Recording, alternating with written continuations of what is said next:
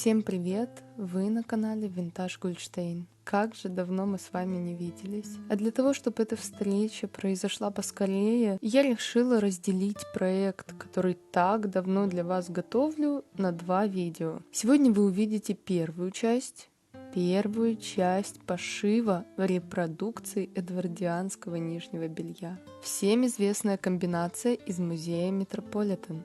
Изначально я думала использовать лен, тонкий отбеленный лен, но потом мне удалось найти информацию, что оригинал этой комбинации был сшит из батиста, и естественно я отправилась в магазин за батистом. Тончайший хлопковый материал, в который я просто влюблена. Надеюсь, у меня получилось хоть немного передать нежность этой ткани. Так как впереди было много работы с кружевом, я решила сначала привести его в порядок, расфасовать, перекрутить и заодно посмотреть, что у меня есть подходящее для этого проекта.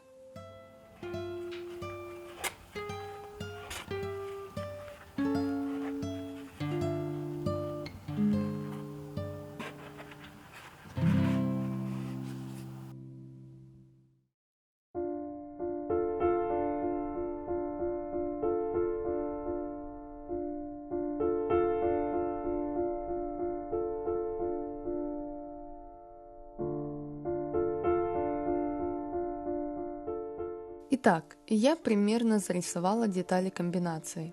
Панталоны состоят из 4 деталей. Они одинаковые, но с одним отличием. На 2 деталях будет отличаться вот этот момент. В итоге получится эффект запаха, так как промежностный шов не сшивается. Он остается открытым. Это особенность белья того времени. Далее нужно выкроить прямые ленты для рюшей и, конечно же, основа, верх комбинации, который также состоит из 4 деталей. Снова 2 плюс 2 с небольшим отличием, со смещением верхней точки.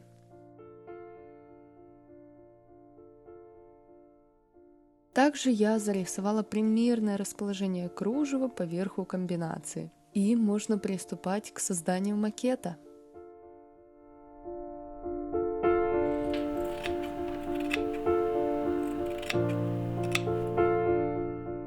Я выкроила детали и редактирую их прямо на манекене. Я не буду сшивать их между собой, а для того, чтобы понимать, какой получится сборка и объем верха комбинации, я просто использую резинку на талии манекена.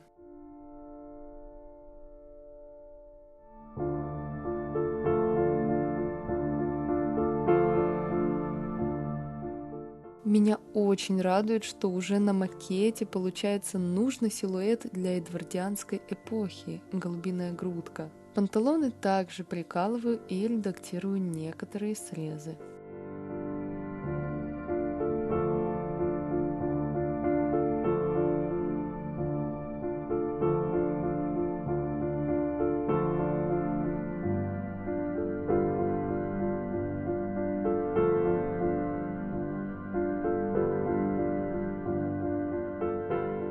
Можно переносить макет на кальку.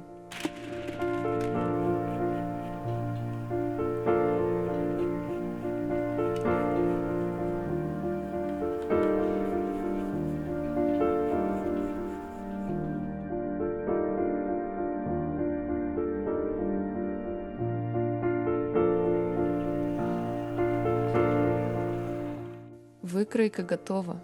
Теперь подробнее про панталоны комбинации. Это 2 детали, которые в дальнейшем дублируются, и они совершенно идентичны, за исключением одного момента. Вот эта вставка нужна для того, чтобы получился эффект запаха, и наш средний шов будет аккуратно прикрыт. Вот подобным образом они будут закрываться.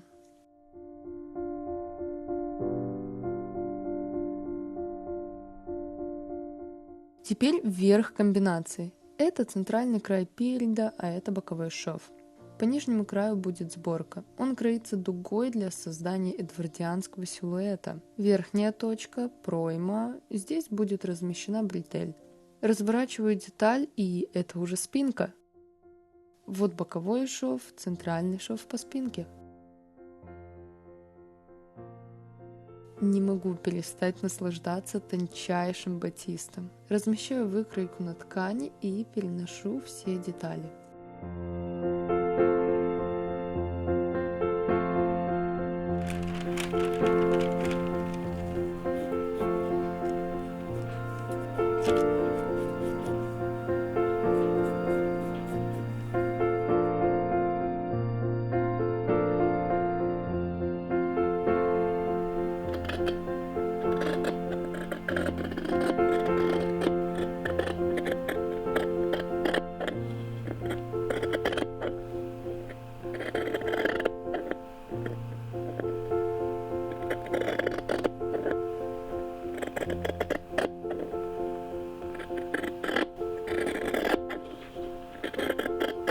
Я закончила все выкраивать, и теперь у меня есть 4 детали панталон, 2 из них с прибавкой для запаха, 4 детали верха комбинации, 2 плюс 2 в зеркальном отображении. Теперь нужно обработать вот эти срезы. Низ каждой детали верха комбинации. На деталях низа комбинации обрабатываем линию талии, промежностный шов. Этот участок пропускаем. Нижний срез. На деталях без прибавки идентичная ситуация. Обрабатываем верхний срез, промежностный шов. Здесь пропускаем и нижний срез обрабатываем.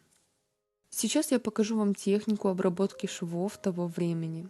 Она может быть разной толщины, в зависимости от выбранной вами ткани, от ее плотности, плетения, фактуры. Но с батистом нужно работать максимально тонко и изящно. А обработка абсолютно проста. Нужно сделать двойную подгибку, а далее прошить ее определенным образом. Я покажу чуть позже. И да, вы представляете, моя обработка получилась шириной всего лишь 2 мм. Я до сих пор не могу в это поверить. Никогда еще мне не удавались такие тонкие и аккуратные обработки. А теперь можно прошивать.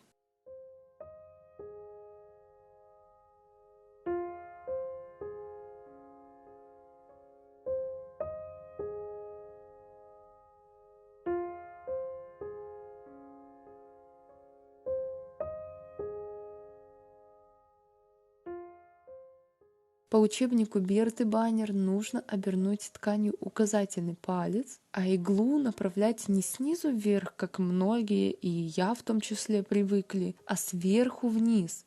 Принцип работы вы видите на видео. Главное, старайтесь цеплять как можно меньше волокон ткани, чтобы с лицевой стороны шов практически был незаметен. В случае пошива этой комбинации я долго размышляла, стоит ли шить вощеной нитью. Попробовала разные варианты и решила, что все-таки для своего спокойствия и уверенности в прочности швов мне стоит использовать воск.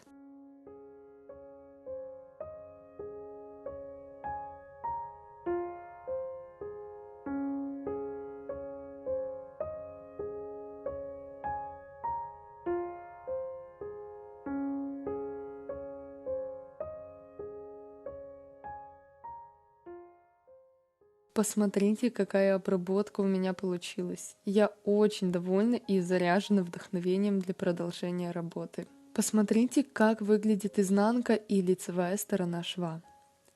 Это лишь верх комбинации. Теперь можно приступать к обработке срезов на панталонах. Какие именно срезы нужно обработать, я рассказала немного раньше. Если вы не успели записать или зарисовать, то промотайте видео назад, либо найдите нужный момент в тайм-кодах, которые вы можете найти в описании под этим видео.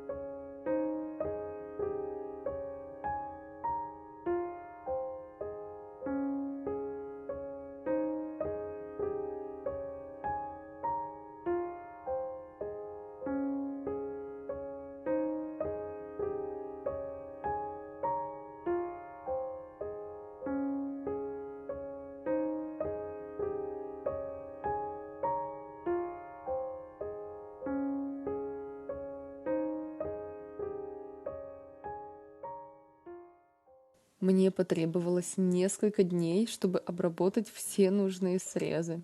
Вот таким образом нужно будет сшить верх комбинации.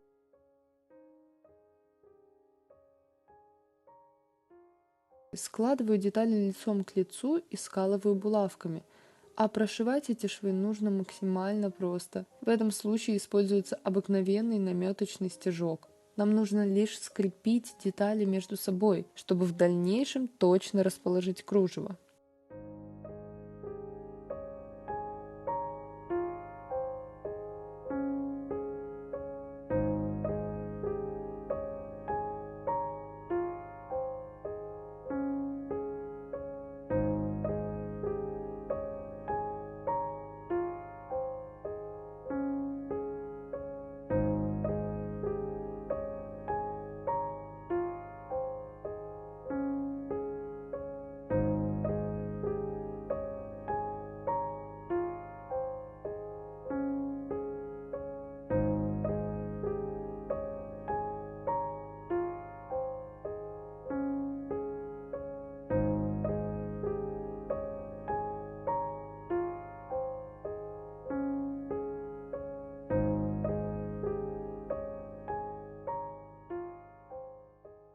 Эти срезы никак не нужно обрабатывать, они остаются срезами. Мне удалось примерить то, что получилось, и я опять прогадала с размером. Исправляю эту ситуацию новым наметочным швом по центру спинки. Теперь прошиваем вот этот элемент на панталонах. Складываем лицом к лицу детали и прошиваем таким образом. Один стежок назад сверху, два вперед снизу. Я попробую зарисовать для вас эту схему.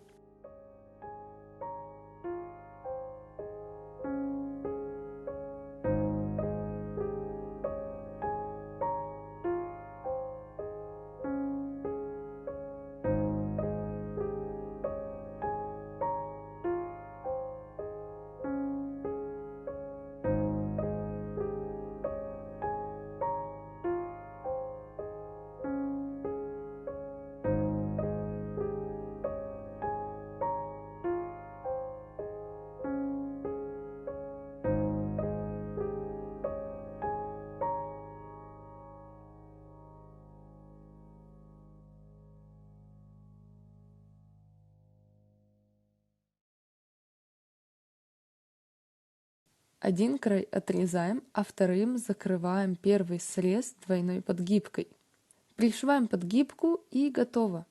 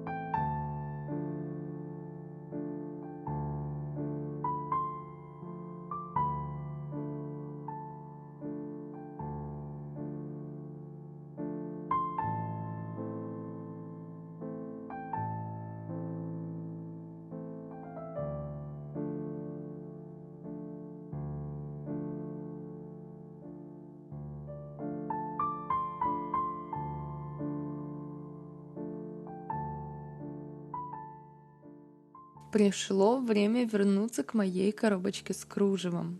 Я определялась с выбором кружева, наверное, неделю, если не больше. Но все-таки мне удалось подобрать подобрать что-то. Я не была довольна выбором, но на тот момент не все магазины работали в связи с военным положением, и пришлось довольствоваться тем, что есть в моей коробочке. А вот это кружево мне безумно нравится, и его я буду использовать в элементах, где будут продеваться ленты. Это пояс и манжеты на панталонах. Это кружево я решила использовать на боковых швах и верха, и низа. Располагаю кружево прямо на шов, который сшит наметочным стежком, прикалываю его булавками и начинаю пришивать к ткани по самому краю кружева прямым стежком, но не сильно широким, чтобы не образовалось больших отверстий. Таким образом пришиваю данное кружево к боковым швам низа и боковым швам верха комбинации.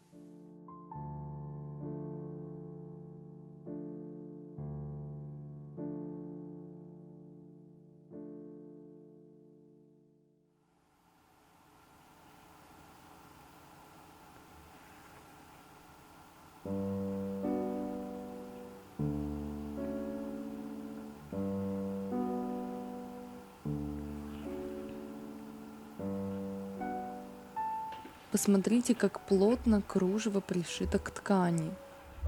Теперь переворачиваем деталь и разрезаем тот самый боковой шов, который был сшит прямым наметочным стежком. Теперь переворачиваем деталь и разрезаем тот самый боковой шов, который был сшит прямым наметочным стежком. Именно потому, что в дальнейшем эти участки удаляются, нет нужды сшивать их более сложными и прочными строчками, которые, плюс ко всему, требуют больше времени на их создание. Продолжаю работать с изнанкой. Отгибаю срезы и фиксирую булавками. Теперь начинается самый... Нет, не сложный, а самый долгий процесс. Прошиваем таким образом, как я показываю на видео. Тем самым фиксируем и край кружева, и срез шва, который находится на изнанке. Единственный минус этого процесса. Я постоянно пришивала комбинацию к пальцу.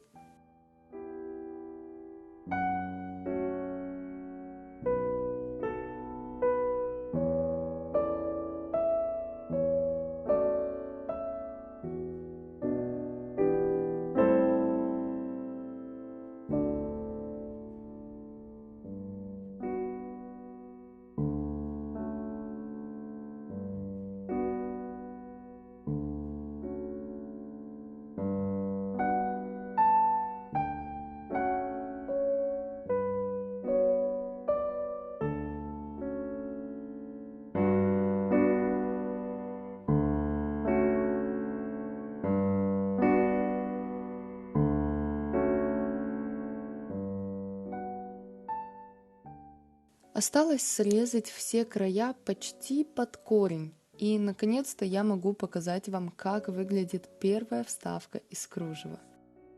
Кстати, теперь вы видите, почему я была недовольна выбором этого кружева из-за существенной разницы в оттенках.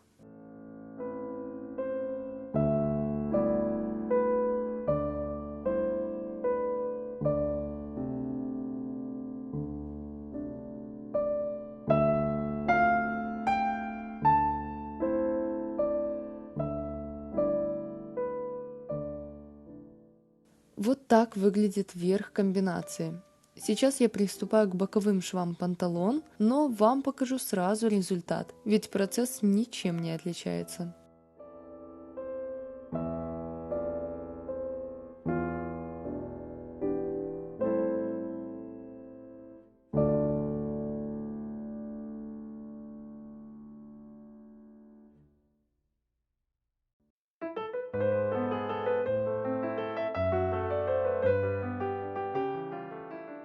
А теперь посмотрите на кружево, которое мне прислала свекровь специально для этого проекта. Еще до того, как ее город практически стерли с лица земли. Здесь 10 метров, и заранее скажу, мне хватило их просто идеально. Остался кусочек длиной примерно 20 сантиметров.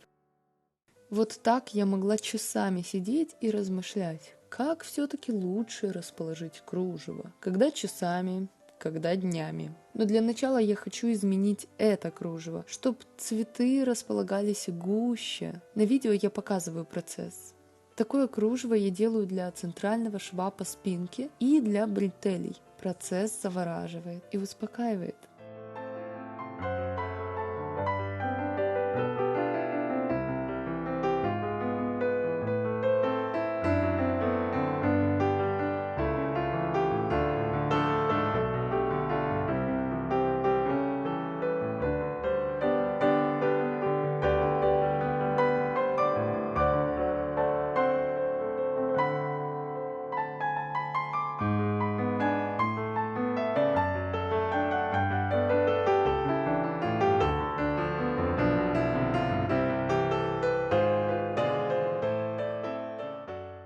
сшиваю их между собой очень мелкими стежками, после чего пришиваю кружево к комбинации прямыми стежками по краю, как и раньше, и отгибаю срезы на изнанке. Край у этого кружева очень фигурный и было сложнее работать, чем с прямым кружевом. Но принцип не меняется. Такими же круговыми стежками сшиваем край кружева, основное полотно и срезы на изнанке.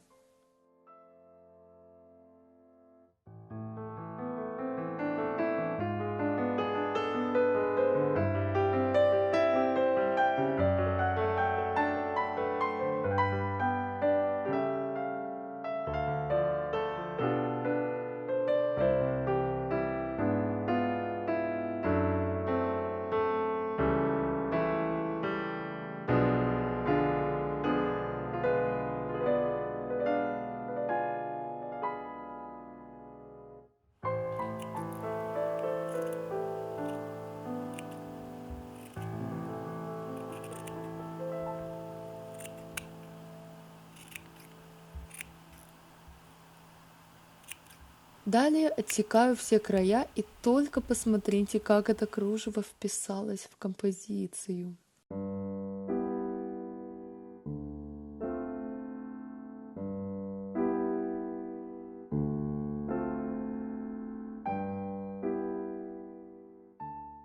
Вот так выглядят готовые детали с уже вшитым кружевом.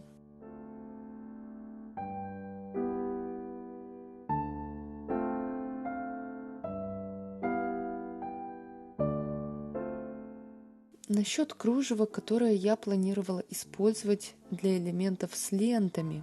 Оно потрясающее, хлопковое, тончайшие вязки, но его придется резать. Покажу вам чуть позже. А сейчас нужно наконец-то определить положение передних центральных планок. Они будут застегиваться внахлёст. Пришиваю их уже привычным для всех способом.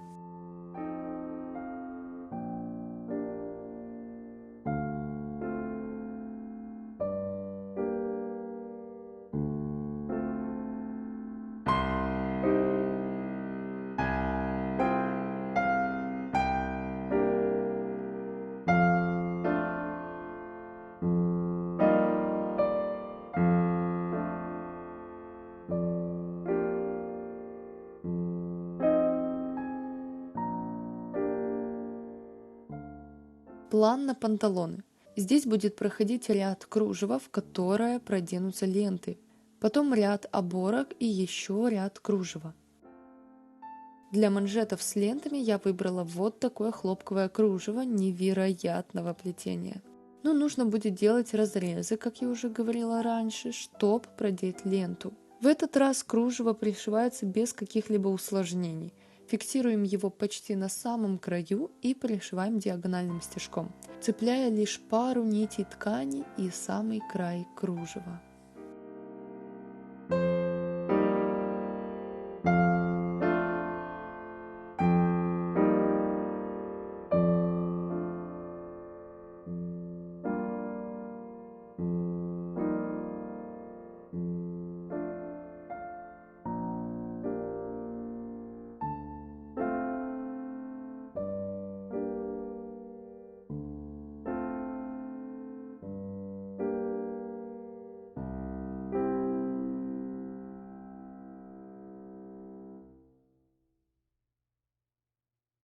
Вы только посмотрите, какой эффект создается. Окно просто белое на камеру, а сквозь батист виднеется закат.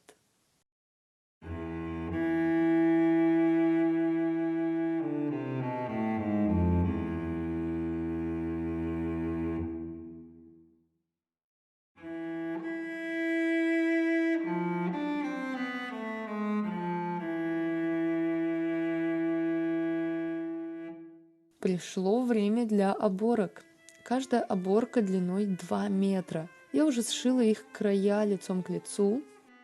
Осталось обработать эти срезы на изнанке при помощи двойной подгибки.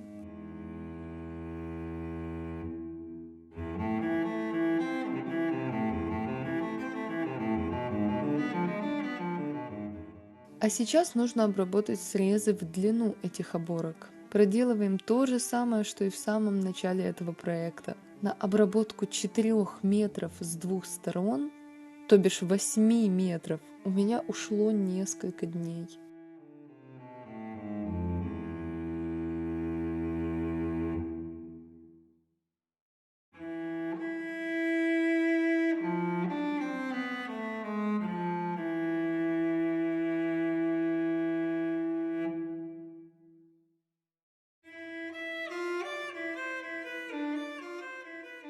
Вот так выглядит готовый вариант, которым я очень довольна. Но сейчас я не могу определиться с положением кружева на этих оборках. Мне жаль отрезать один край кружева, но и поверх выглядит плохо. Решила все-таки пришивать его снизу. А вот этот свободный край оборки в дальнейшем я закреплю простыми стежками.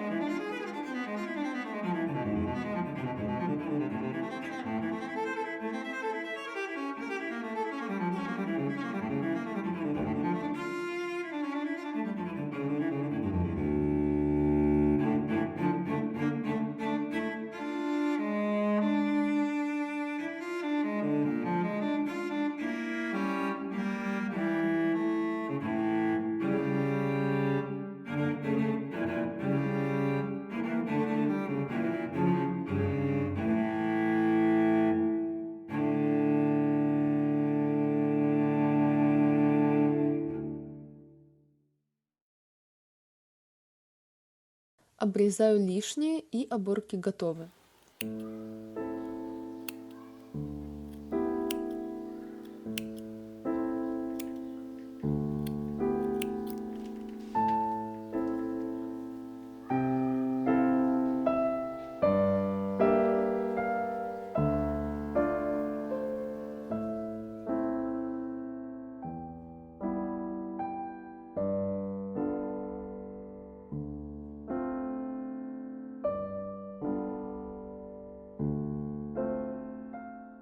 Сейчас уже можно прокладывать строчки для будущих сборок.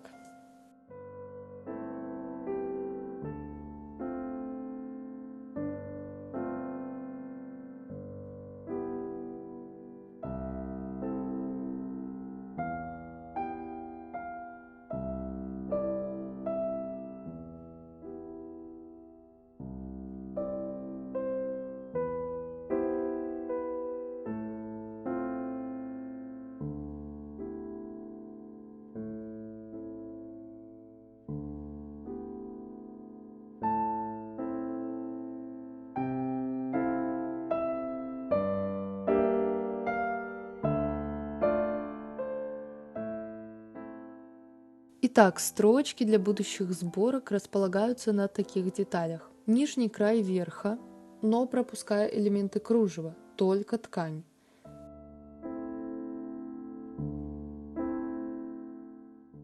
По верхнему краю панталон, также пропуская кружево, и по всей длине оборок.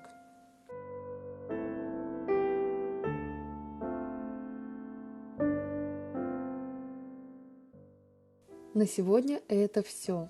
Не забывайте заглядывать в мое сообщество YouTube, там я делюсь процессом пошива сорочки, а также рассказываю все важные новости. Я невероятно рада, что у меня хватило сил закончить это видео.